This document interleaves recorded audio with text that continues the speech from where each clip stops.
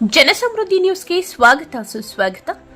ಜನಸಾಮಾನ್ಯರ ಫಲಾನುಭವಿಗಳ ಕುಟುಂಬಗಳ ಆಶಾದಾಯಕ ಭಾರತೀಯ ಮಜ್ದೂರ್ ಸಂಘ ಸಂಯೋಜಿತ ಬಿಎಂಎಸ್ ಹಾಗೂ ಕಟ್ಟಡ ಕಾರ್ಮಿಕ ಸಮಾವೇಶ ಕಾರ್ಯಕ್ರಮದಲ್ಲಿ ಎಲ್ಲರ ಒಗ್ಗಟ್ಟಿನ ಮೆರವಣಿಗೆ ಸಂವಿಧಾನ ಶಿಲ್ಪಿ ಡಾಕ್ಟರ್ ಬಿಆರ್ ಅಂಬೇಡ್ಕರ್ ಅವರಿಗೆ ಮಾಲಾರ್ಪಣೆ ನೀಡಿ ಗೌರವಾನ್ವಿತ ಬಿಎಂಎಸ್ ಜಿಲ್ಲಾ ಪ್ರಧಾನ ಕಾರ್ಯದರ್ಶಿ ಮತ್ತು ಎಲ್ಲ ಪದಾಧಿಕಾರಿಗಳ ತಂಡದ ಹಾಗೂ ಗಣ್ಯರು ಸುರೇಶ್ ಎಸ್ ನಾಡಿಗೆರೆ, ರಾಷ್ಟ್ರೀಯ ಮುಖಂಡರು ಹಾಗೂ ರಾಜ್ಯ ಪ್ರಧಾನ ಕಾರ್ಯದರ್ಶಿ ಹಾಗೂ ವಾಸುದೇವ್ ರಾಜ್ಯ ಮುಖಂಡರು, ಶಿವಶಂಕರ್ ಬಿಎಂಎಸ್ ಜಿಲ್ಲಾ ಅಧ್ಯಕ್ಷ, ಸೋಮಶೇಖರ್ ಬಿಎಂಎಸ್ ಜಿಲ್ಲಾ ಕಾರ್ಯದರ್ಶಿ, ಗೌರವಾನ್ವಿತ ಸಮಾಜ ಸೇವಕರು, ಜನಪರ ವಿಶ್ವಾಸ ಗಳಿಸಿದ ನಾಯಕರು ಹಾಗೂ ಓಂಶಕ್ತಿ ಚಲಪತಿ ಬಿಜೆಪಿ ಜಿಲ್ಲಾಧ್ಯಕ್ಷರು ಕೋಲಾರ, ವಿ ನಾರಾಯಣ ಸ್ವಾಮಿ ಕಟ್ಟಡ ಕಾರ್ಮಿಕ ಜಿಲ್ಲಾಧ್ಯಕ್ಷರು, ನಾಗಭೂಷಣ್ ಎನ್ ಕಟ್ಟಡ ಕಾರ್ಮಿಕ ಜಿಲ್ಲಾ ಪ್ರಧಾನ ಕಾರ್ಯದರ್ಶಿ, ಕೊಲ್ಲೂರು ಲಕ್ಷ್ಮೀ ಮೇಡಂ ತಾಲೂಕು ಕಾರ್ಯದರ್ಶಿ, ತಾಲೂಕು ಗೌರವ ಅಧ್ಯಕ್ಷರು,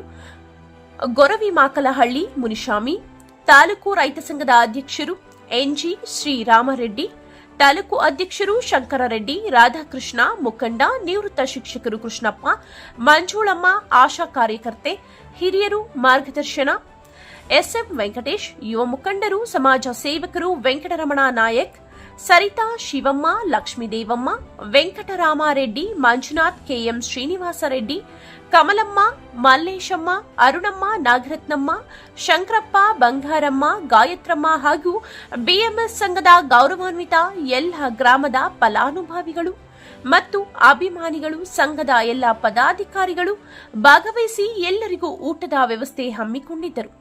ಸಹಸ್ರ ಸಂಖ್ಯೆಯಲ್ಲಿ ಕಚೇರಿಯಿಂದ ಮೆರವಣಿಗೆ ಬಹಳ ಅದ್ದೂರಿಯಿಂದ ಕಾರ್ಯಕ್ರಮ ಬಿಎಂಎಸ್ ಕಚೇರಿ ಜನಸಾಮಾನ್ಯರ ಮೆರುಗು ತಂದಿತು. ಈ ದಿನ ಕಾರ್ಯಕ್ರಮ ಹಬ್ಬದ ಸಂಭ್ರಮ ಆಚರಣೆ ಯಶಸ್ಸುಗೊಳಿಸಿದರು. ಗೌರವಾನ್ವಿತ ಸಮಾಜ ಸೇವಕರು ಬಿಜೆಪಿ ಜಿಲ್ಲಾಧ್ಯಕ್ಷರು ಓಂಶಕ್ತಿ ಚಲಪತಿರವರು ಮಾತನಾಡಿ, ಬಿಎಂಎಸ್ ಸಂಘದ ಅಭಿವೃದ್ಧಿ, ಜನರ ಪರ ಓಡಾಡುವ, ಎಲ್ಲರ ಮನಸ್ಸು ವಿಶ್ವಾಸ ಗಳಿಸಿದ ಸತತ ಹೆಸರು ಪಡೆದ ಬಿಎಂಎಸ್ ಸಂಘದ ನಾಗಭೂಷಣ್ ಜಿಲ್ಲಾ ಪ್ರಧಾನ ಕಾರ್ಯದರ್ಶಿ ಫಲಾನುಭವಿಗಳ ಚಿಂತಕರು ಹಾಗೂ ಕಟ್ಟಡ ಕಾರ್ಮಿಕ ಫಲಾನುಭವಿಗಳ ಎಲ್ಲ ಸೌಲಭ್ಯಗಳ ಸಮರ್ಪಕವಾಗಿ ಒದಗಿಸುವ ಸಾಕ್ಷಿಯಾಗಿದೆ.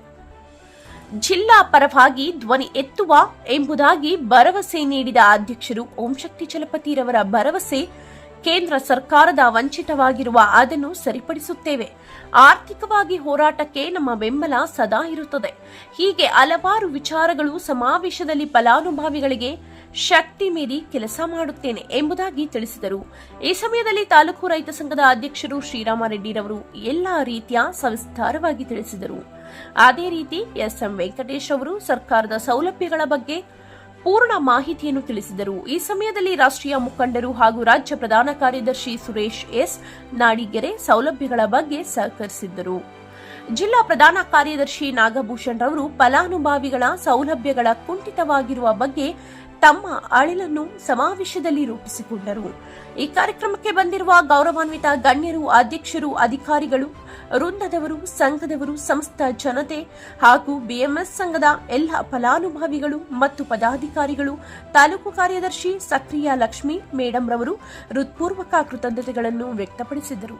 ಕ್ಷಮೆ ಮಾಡಬೇಕಾಗಿರುವಂತಹ ಕಟ್ಟಡ ಕಾರ್ಮಿಕ ಮಂಡಳಿಯಲ್ಲಿ ಸಮಸ್ಯೆ ಇದೆ. ಅವತ್ತು ಕಾರ್ಮಿಕರಿಗೆ ದುಡ್ಡು ಕೊಡ್ಲಿಕ್ಕೆ ಅವ್ರಿಗೆ ಆಗ್ತಾ ಇಲ್ಲ. ಅದರ ಬದಲಿಗೆ ಈಗ ಇವತ್ತು ಶ್ರೀನಿವಾಸಪುರ ಮುನ್ಸಿಪಲ್ ಆಫೀಸಲ್ಲಿ 2,500 ಸ್ಟಾಕ್ ಆಗಿದೆ. ಕರಣಿಗಳು ಅದು ಇದು ಸ್ಟಾಕ್ ಮಾಡಿದ್ದಾರೆ. ನಾವ್ ಯಾರು ಕೇಳಿಲ್ಲ, ನಮಗೆ ಕರಣಿಗಳು ಕೊಡ್ರಿ, ನಮ್ಗೆ ರಕ್ತ ಪರೀಕ್ಷೆ ಮಾಡ್ರಿ ಅಂತ ಬೇಕು. ಇಲ್ಲವಾದ್ರಿಂದ ಯಾರೋ ಪಡಿಬೇಕಾಗಿರುವಂತ ಫಲಾನುಭವಿಗಳು ಇನ್ಯಾರೋ ಆಗ್ತಾರೆ, ಅದಾಗಬಾರ್ದು. ಸೊ ಹಂಗಾಗಿ ಈ ಒಂದು ಹೋರಾಟಕ್ಕೆ ಸತತ ಯಶಸ್ವಿ 3 ವರ್ಷ ತುಂಬಿರುವಂತ ಕಾಲಘಟ್ಟದಲ್ಲಿ ತಾವೆಲ್ಲ ಸೇರಿದಿರಿ. ನಿಮ್ಮದಕ್ಕೆ ನಾವು ಸಂಪೂರ್ಣವಾದಂತ ಈ ಭಾರತ್ ಮಜ್ದೂರ್ ಸಂಘದ ಹೋರಾಟಗಳಿಗೆ ನಾವೆಲ್ಲ ಸತತವಾಗಿ ಕೈ ಜೋಡಿಸ್ಕೊಂಡು ನಿಮ್ ಹಿಂದೆ ಇರ್ತೀವಿ ಅಂತ ಹೇಳಿ ನಾವು ಈ ಒಂದು ಕರೆದು ನನಗೆ ನಿಮ್ಮನ್ನೆಲ್ಲ ನೋಡುವಂತ ಭಾಗ್ಯ ಕೊಟ್ಟು ನಿಮ್ಮನ್ನೆಲ್ಲ ಕುರಿತು ಮಾತಾಡುವಂತ ಅವಕಾಶ ಕೊಟ್ಟಿದ್ದಂತ ಎಲ್ಲ ಜಿಲ್ಲಾ ಪದಾಧಿಕಾರಿಗಳು, ರಾಜ್ಯ ಪದಾಧಿಕಾರಿಗಳಿಗೆ ಹೊಂದಿ ನನ್ನ ಮಾತಿಗೆ ವಿರಾಮ ಹೇಳ್ತೀನಿ. ಜೈ ಜೈ ಕರ್ನಾಟಕ. ಅದು ಇವತ್ತು ಕೊಡ್ಲಿಕ್ಕೆ ಆಗ್ತಾ ಇಲ್ಲ, ಕತ್ತರಿ ಆಗ್ತಾ ಇದ್ದಾರೆ. ಪೆನ್ಷನ್ ವಿಚಾರದಲ್ಲಿ ಬಹಳ ಕಠಿಣವಾದ ಕಾನೂನನ್ನ ಏಕಪಕ್ಷೀಯವಾಗಿ ಕಾರ್ಮಿಕ ಮಂಡಳಿ ಅನುಸರಿಸ್ತಾ ಇದೆ. ಈಗ 60 ವರ್ಷ ಆಗಿರ್ಬೇಕು, 3 ವರ್ಷ ರಿನ್ಯೂವಲ್ ರನ್ನಿಂಗ್ ಅಲ್ಲಿ ಇರಬೇಕು, 6 ತಿಂಗಳಲ್ಲಿ ಮಾತ್ರ ಅರ್ಜಿ ಹಾಕ್ಲಿಕ್ಕೆ ಅನುಮತಿ ಕೊಟ್ಟಿದ್ದಾರೆ. 1 ದಿವಸ ಆಗಿದ್ರೆ ಲೈಫ್ ಲಾಂಗ್ ನಿಮ್ಮ ಪೆನ್ಷನ್ ಹಾಕ್ಲಿಕ್ಕೆ ಆಗ್ತಾ ಇಲ್ಲ. ಈಗ ನಮ್ಮ ಭಾರತೀಯ ಮಜ್ದೂರ್ ಸಂಘ ಕೇಳ್ತಾ ಇದೆ, 60 ವರ್ಷ ಮೇಲ್ಪಟ್ಟ ಎಲ್ರಿಗೂ ಕೂಡ ನೀವು ಕೊಡಬೇಕು ಅಂತ ಹೇಳಿ ಕೇಳ್ತಾ ಇದೆ. ಅದಕ್ಕೆ ಅವ್ರು ಹೇಳ್ತಾ ಇದಾರೆ ನಮ್ಮ ಹತ್ರ ದುಡ್ಡಿಲ್ಲ, ಆದ್ರೆ ಸಂಗಿಲ್ಲ, ನಾವು ತಗೊಂಡೇ ತೀರ್ತೀವಿ ಅಂತ ಹೇಳಿ ನಮಗೆ ಕಾರ್ಮಿಕರಿಗೆಲ್ಲರಿಗೂ ಒಂದು ಆಶ್ವಾಸನೆ ಕೊಡ್ತೇನೆ. ಸರ್, ತಮ್ಮಲ್ಲಿ ಇನ್ನೊಂದು ಮಾತು. ಈ ದಿನ ಈ ಶ್ರೀನಿವಾಸಪುರ ಈ BMS ಕಚೇರಿ ಮುಂದೆ ಈ ಸಹಸ್ರ ಸಂಖ್ಯೆ ಎಲ್ಲ ಫಲಾನುಭವಿಗಳು ಎಲ್ಲೋ ಊರಿಂದ ಹಳ್ಳಿಯಿಂದ ಬಂದಿದಾರಲ್ಲ, ಅವರಿಗೆ ಒಂದು ಪ್ರತಿಫಲ ಸಿಗಲಿರುವ ಎಷ್ಟು ದಿನದಲ್ಲಿ ಮಾಡ್ತೀರಿ? ನಾವು ಕಳೆದ ಬರ್ತಕ್ಕಂತ 6 ತಿಂಗಳ ಒಳಗಾಗಿ ಪ್ರತಿಯೊಬ್ಬರಿಗೂ ನಮಗೇನು ಸೌಲಭ್ಯ ಸಿಕ್ಕಿಲ್ಲ. ಆ ಸೌಲಭ್ಯಗಳನ್ನು ಸಿಗ್ತಕ್ಕಂತ ವ್ಯವಸ್ಥೆ ಮಾಡಬೇಕು ಅಂತಕ್ಕಂಥದ್ದು ನಮ್ಮ ಸಂಘದ ಹೆಗ್ಗುರಿಯಾಗಿರುತ್ತದೆ. ನಾವು ಮಾಡ್ಲಿಕ್ಕೆ ಸತತವಾಗಿ ಪ್ರಯತ್ನ ಪಡ್ತೇವೆ. ತಾವು ಜಿಲ್ಲಾ ಮಟ್ಟದಲ್ಲಿ ಮಾತಾಗಿರುವ ಅಧ್ಯಕ್ಷರು, ಈ ಸಮಾಜ ಸೇವೆ, ಈ ಶ್ರೀನಿವಾಸಪುರ, ಈ BMS, ಈ ಜನರ, ಈ ಬಡ ಕುಟುಂಬಗಳ ನಿಮ್ಮ ಒಂದು ಸರ್ಕಾರಕ್ಕೆ ಯಾವ ರೀತಿ ಬಿಸಿ ಮುಟ್ಟಿಸಿ ಈ ಒಂದು ಸೌಲಭ್ಯಗಳಿಗೆ ಸಾಥ್ ನೀಡ್ತೀರಿ? ಖಂಡಿತ ಒಳ್ಳೆ ಉತ್ತಮವಾದಂಥ ಪ್ರಶ್ನೆ ಕೇಳಿದ್ರೆ. ಇವಾಗ BMS ನ ರಾಜ್ಯ ನಾಯಕರು, ಜಿಲ್ಲಾ ನಾಗಭೂಷಣ್ ಅವರು, ನಮ್ಮ ಸ್ನೇಹಿತರು ಶಿವ ಎಲ್ಲ ಇದ್ದಾರೆ. ಖಂಡಿತವಾಗಿ ಏನು ಇವರು ಹೋರಾಟ ಕೈಗೆತ್ಕೊಂಡಿದ್ದಾರೆ. ಈಗ ಹೇಳ್ತಾ ಇದ್ರು, ಯಾಕಂದ್ರೆ ಅವ್ರಿಗೆ ಏನು ಕಟ್ಟಡ ಕಾರ್ಮಿಕರಿಗೆ ಬರ್ಬೇಕಾದಂತ ಸವಲತ್ತುಗಳಲ್ಲಿ 5,000ರಿಂದ 75,000 ಇತ್ತು. ಅದನ್ನ ಕಡಿತಗೊಳಿಸಿ ಇವಾಗ 1,800ರಿಂದ 11,000 ಇಳಿಸಿರ್ತಾರೆ. ಇದೇ ಒಂದು ಪಾಯಿಂಟ್. ಜನ ಕೂಡ ಇದ್ದಾರೆ ಇಲ್ಲಿ, ಕಟ್ಟಡ ಕಾರ್ಮಿಕರು ತುಂಬಾ ಕಷ್ಟದ ಪರಿಸ್ಥಿತಿಯಲ್ಲಿ ಕೆಲಸ ಮಾಡ್ತಾ ಇರ್ತಾರೆ. ಖಂಡಿತವಾಗಿ ನಮ್ಮ ಕಡೆಯಿಂದ ಏನು ಭಾರತೀಯ ಜನತಾ ಪಕ್ಷ ಒಬ್ಬ ಜಿಲ್ಲಾ ಅಧ್ಯಕ್ಷನಾಗಿದ್ದೀನಿ, ಅದು ಬಿಟ್ಟು ಒಬ್ಬ ಕಾರ್ಯಕ್ರಮನ ಆಯೋಜನೆ ಮಾಡಿದ್ದಾರೆ. ಇಲ್ಲಿ ಹೇಳ್ತಾ ಇದ್ರು ನಮ್ಮ ಹೋರಾಟಗಳು ಯಾವ ರೀತಿ ಇರ್ಬೇಕು ಅಂದ್ಬಿಟ್ಟು. ತುಂಬಾ ಸತ್ಯ ಅದು. ಯಾಕಂದ್ರೆ ಇವತ್ತು ಕಾರ್ಮಿಕರಿಗೆ ಬರ್ಬೇಕಾದಂತ, ಯಾಕಂದ್ರೆ ಬಿಸಿಲು, ಗಾಳಿ, ಮಳೆ ಎಲ್ಲದನ್ನು ಲೆಕ್ಕಿಸದೆ ನಾವು ಕಾರ್ಮಿಕರು ಕೆಲಸ ಮಾಡ್ತೇವೆ. ಆದ್ರೆ ಸೇರ್ಬೇಕಾಗಿರುವಂತ ಸವಲತ್ತುಗಳು ನಮ್ಗೆ ಸಿಗ್ತಾ ಇಲ್ಲ. ಆ ಕಾರಣಕ್ಕೆ ಈ ಒಂದೇನು ಭಾರತೀಯ ಮಜ್ದೂರ್ ಸಂಘ ಸತತವಾಗಿ ಸುಮಾರು ವರ್ಷಗಳಿಂದ ಕಾರ್ಮಿಕರ ಪರವಾಗಿ ಹೋರಾಟಗಳು ಮಾಡಿಕೊಂಡು ರಾಜ್ಯದ ವಿರುದ್ಧ ಆಗ್ಬೋದು, ಕೇಂದ್ರದ ವಿರುದ್ಧ ಆಗ್ಬೋದು ಹೋರಾಟಗಳು ಮಾಡಿ ನಮ್ಮ ಬರುವಂತ ಹಕ್ಕುಗಳನ್ನ ನಾವು ಪಡಿಬೇಕನ್ನೋ ಉದ್ದೇಶ, ಸದುದ್ದೇಶದಿಂದ ಈ ಹೋರಾಟ ಮಾಡ್ತಾ ಇರೋದು. ಈ ಹೋರಾಟಕ್ಕೆ ನಮ್ಮೆಲ್ಲ ಸಹಕಾರ ಇರ್ತದೆ. ಯಾಕಂದ್ರೆ ತಾವುಗಳೆಲ್ಲ ಒಂದಲ್ಲ ಒಂದು ರೀತಿ ಏನು ಕೆಲಸ ಮಾಡ್ತಾ ಏನಿದೆ ಅದರ ಪರಿಹಾರಗಳಿಗೆ ಮುಂದೆ ನಾವು ಯಾವ ಹೆಜ್ಜೆ ಇಡಬೇಕಾಗ್ತದೆ ಅನ್ನೋ ವಿಚಾರಗಳನ್ನ ತಿಳಿಸಿದ್ದಾರೆ. ಬಹುಶಃ ತಮಗ್ ಗೊತ್ತಿದೆ, ಬಿಸಿಲಲ್ಲಿ ಕೆಲಸ ಮಾಡುವಂತ ನೀವು ನಾವೆಲ್ಲರೂ ಕಾರ್ಮಿಕ ಕಲ್ಯಾಣ ಮಂಡಳಿಗೆ ಕಳೆದ 4 ವರ್ಷಗಳಿಂದ ಸ್ಕಾಲರ್ಶಿಪ್ ಇಲ್ಲದೆ ನಾವು ವಂಚಿತರಾಗಿದ್ದೀವಿ. ಈ ಒಂದು ಸಮಾವೇಶಕ್ಕೆ ಮುಖಾಂತರ ನಾವು ಮುಂದಿನ ಹೋರಾಟಕ್ಕೆ ಹೋಗ್ಬೇಕಾಗ್ತದೆ. ದಯವಿಟ್ಟು ತಾವೆಲ್ಲರೂ ರೆಡಿ ಇರಬೇಕಾಗ್ತದೆ. ಯಾಕಂದ್ರೆ ದುಡ್ಡು ಸರ್ಕಾರದಲ್ಲ, ನಮ್ಮ ಕಾರ್ಮಿಕ ಮಂಡಳಿದು. ನಮ್ಮ ಎಲ್ಲರ ಸೆಸ್ ಹಣ, ಅದರಲ್ಲಿ ನಮ್ಮ ಮಕ್ಕಳಿಗೆ ಸ್ಕಾಲರ್ಶಿಪ್ ಕೊಡಬೇಕು. ಎಷ್ಟೋ ವರ್ಷಗಳಿಂದ ನಾವು ದುಡಿದು ವಯಸ್ಸಾಗಿದೆ, ಇನ್ನು ಮುಂದೆ ನಾವು ಕಾರ್ಯಕೆಲಸ ಮಾಡ್ಲಿಕ್ಕೆ ಆಗೋದಿಲ್ಲ. ಕೊಡ್ಲಿಲ್ಲ ಅಂತಂದ್ರೆ ನಾವು ಬಹಳ ಉಗ್ರವಾದ ಹೋರಾಟಕ್ಕೆ ನಾವು ಇವತ್ತು ಹೋಗ್ತೀವಿ ಅಂತ ಹೇಳಿ ಈ ಒಂದು ಕಾರ್ಮಿಕ ಸಮಾವೇಶದ ಮೂಲಕ ನಾವಿವತ್ತು ಕಾರ್ಮಿಕ ಮಂಡಳಿಗೆ ನಾವು ಎಚ್ಚರಿಕೆ ಕೊಡ್ತಾ ಇದ್ದೀವಿ. ಸ್ನೇಹಿತರೆ, ಇವತ್ತು ಭಾರತೀಯ ಮಜ್ದೂರ್ ಸಂಘವನ್ನ ನಾವು ಯಾಕೆ ಬೆಂಬಲಿಸಬೇಕು ಅಂತ ಹೇಳ್ಬಿಟ್ಟು ನಿಮ್ಮಲ್ಲಿ ಪ್ರಶ್ನೆ ಬರ್ಬೋದು. ಇನ್ನೂ ಹಲವಾರು ಸಂಘಗಳಿದೆ.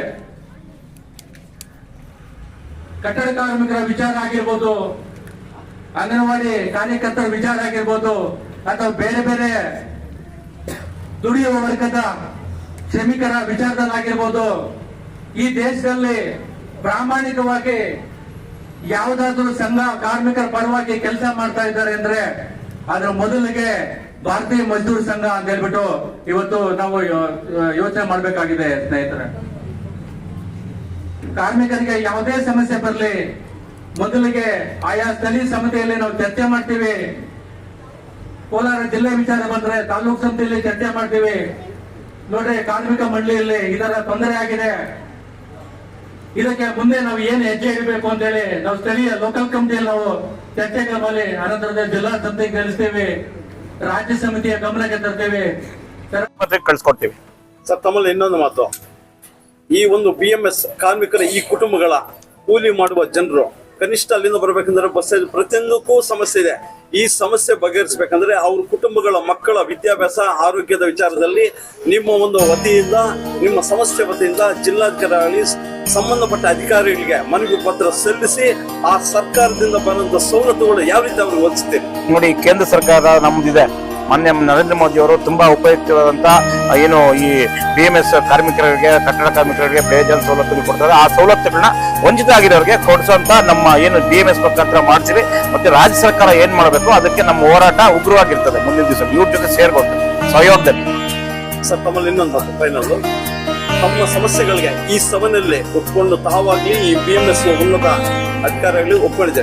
ಈ ಸಮಸ್ಯೆ ಬಗೆಹರಿಸುವ ಪಕ್ಷದಲ್ಲಿ ಈ ಒಂದು ಕಾರ್ಮಿಕರ ಹೋರಾಟ ಯಾವ ರೀತಿ ಇರುತ್ತಂತ ಈ ಒಂದು BMS ಸಮಸ್ಯೆ ಒಂದು ನೇತೃತ್ವ ಒಂದು ನಾಗಭೂಷಣ್ ಅವರ ಒಂದು ಉಗ್ರ ಹೋರಾಟಕ್ಕೆ ನಾವು ಯಾವ ರೀತಿ ಸಾಥ್ ನೀಡ್ತೀವಿ? ನೋಡಿ, ಇವತ್ತು ನಾನು ಈ ಕೇಳ್ಪಟ್ಟೆ, ನಾಗಭೂಷಣ್ ಅವರು ನನಗೆ ಕರೆ ಮಾಡಿದ್ದು ಕಾರ್ಯಕ್ರಮಕ್ಕೆ ಬರೋಕ್ಕೆ.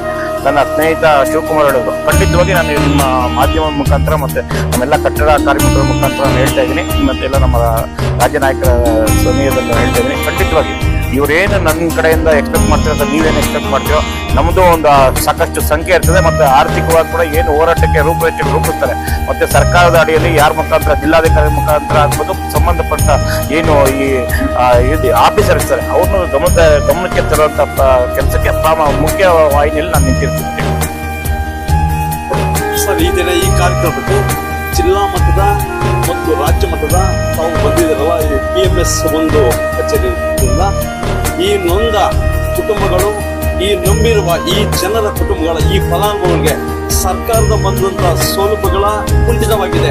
ಇದ್ರ ಬಗ್ಗೆ ನೇರವಾಗಿ ನಮ್ಮ ಪ್ರಶ್ನೆ, ಎಷ್ಟು ದಿನದಲ್ಲಿ ಮಾಡ್ತೀರ ಅಷ್ಟೇ ಒಂದೇ ಪ್ರಶ್ನೆ, ಅದು ಹೋರಾಟ ಇರ್ಬೋದು, ಏನೇ ಇರ್ಬೋದು, ಅವ್ರಿಗೆ ಈ ಜನರಿಗೆ ಏನಾದ್ರು ಬರಲಿಲ್ಲ ಅಂದ್ರೆ ಈ ಒಂದು BMS ಕಚೇರಿಯಿಂದ ಉಗ್ರ ಹೋರಾಟ ಯಾವ ರೀತಿ ಅವ್ರು ತೋರಿಸ್ತಾರೆ, ಅದ್ರ ಬಗ್ಗೆ ತಾವೇನು ನಮ್ಮ ಸಂಘಟನೆಯ ಒಂದು ದೃಷ್ಟಿಕೋನದಿಂದ ಕಟ್ಟಡ ಕಾರ್ಮಿಕರ ಕಲ್ಯಾಣ ಮಂಡಳಿ ಇರ್ಬೋದು, ಈಗಿರ್ತಕ್ಕಂಥ ಕರ್ನಾಟಕ ಸರ್ಕಾರ ಇರ್ಬೋದು ಅಥವಾ ಕಾರ್ಮಿಕ ಮಂತ್ರಿಗಳಿರ್ಬೋದು, ಈಗ ಕಟ್ಟಡ ಕಾರ್ಮಿಕರಿರ್ತಕ್ಕಂಥ ಸೌಲಭ್ಯಗಳಿಗೆ ಅಡಚಣೆ ಆಗಿರ್ತಕ್ಕಂಥದ್ದು ಇಡೀ ಕರ್ನಾಟಕದ ತುಂಬ ಎಲ್ಲರಿಗೂ ಗೊತ್ತಿರ್ತಕ್ಕಂಥ ವಿಷಯ.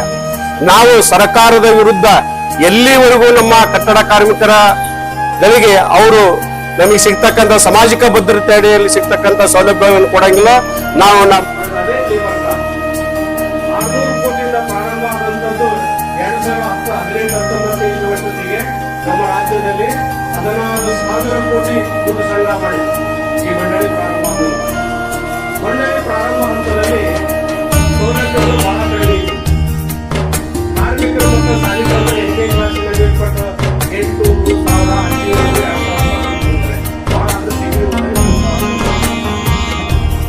ಆಮೇಲೆ ಮದುವೆ ಸೌಲಭ್ಯ 10,000 ಇತ್ತು, ಏನಾದ್ರೂ ಆಸ್ಪತ್ರೆಗೆ 10,000 ಇತ್ತು. ಇದು ನಮ್ಮ ಸಂಘದ ಹೋರಾಟದ ಮಾಧ್ಯಮವಾಗಿ ಇಡೀ ರಾಜ್ಯಾದ್ಯಂತ ನಮ್ಮ 22 ಜಿಲ್ಲೆಗಳಲ್ಲಿ ಕೆಲಸ ಆಯಿತು. ಸುಮಾರು 25,000-30,000 ಬೆಂಬಲಿದೆ.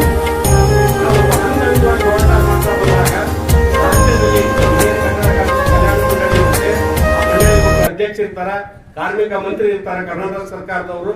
ಅವ್ರ ಹತ್ರ ನಮ್ಮ ಬೇಡಿಕೆಗಳನ್ನ ಇಡ್ತಾ